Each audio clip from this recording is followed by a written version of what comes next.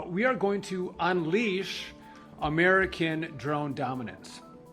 So President Trump not long ago introduced an executive order to make sure that the cabinet put this issue on the forefront, to make sure that we lean in to our airspace when it relates to drone technology. And the problem we have is that on the consumer drone market, China controls 90% of this market. And the problem with that is we're turning over our skies to one of our main adversaries. Huge problem, and it's going to happen no longer. Now, we are announcing a new rule to normalize beyond visual line of sight, or BVLOS as it's called. Operators in the past would have to get individual waivers to operate these drones. Very complicated. They were issued on a case-by-case basis. And because of that complication, I don't think we saw the innovation that we should have in America.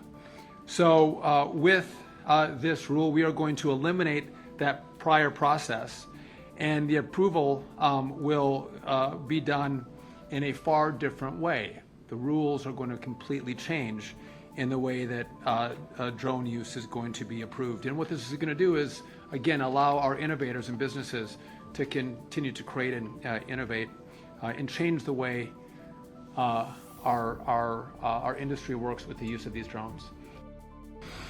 So this is not a new concept. This has been discussed under Trump 1, under Biden, but we are in the race. We're in a race to the moon, in a race with China to the moon, and to have a base on the moon, we need energy. And some of the key locations on the moon, we're going to get solar power, but this fission technology is critically important. And so we've spent hundreds of $millions studying, can we do it? We are now going to move beyond studying, and we have given direction to go, let's start to deploy our technology to move to actually make this a reality. We're not talking about massive technology.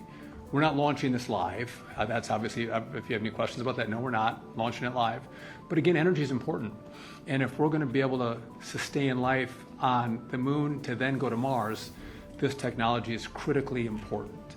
And I would just note that we're behind, right? If we're going to engage in the race to the moon and the race to Mars, we have to get our act together. We have to marshal all of our resources, all of our focus on going to the moon, which is what we're going to do.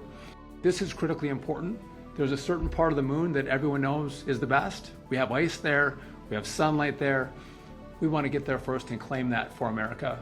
And to do this this part of the fission technology is critically important to sustain life.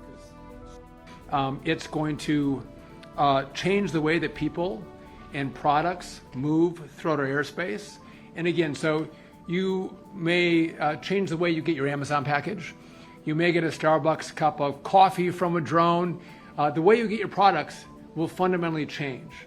But what's even more important than that is the impact that it's going to have on manufacturing, on farming, on energy production, filmmaking, medical delivery.